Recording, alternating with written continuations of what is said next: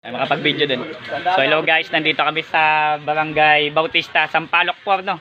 So dito to sa Block 82, Lot 6. Ito yung piso wifi niya. So for so long, mga 3 months na daw hindi gumagana yung coin slot. Pinalitan natin.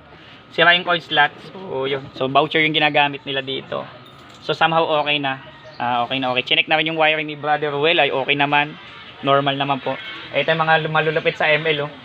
Yan, mga katawa pa natin sa ano, sa pagwa-wifi.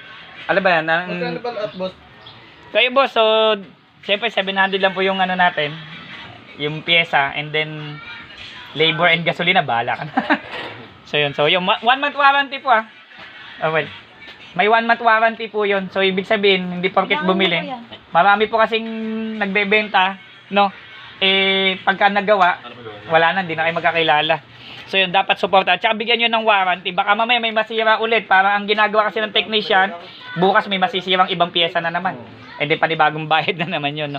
So galingan nyo po yung pag-repair. Siyempre, be honest sa yung kliyente. Sabihin nyo ano talaga yung sira. At yung pyesa na nasira, ibigay nyo sa kliyente. Baka mamaya sasabihin nyo sira. Yung pala, pwede naman palang gawin, no? Ayusin. Diba? Okay po. PC mo, gawa mo. Don't forget to subscribe.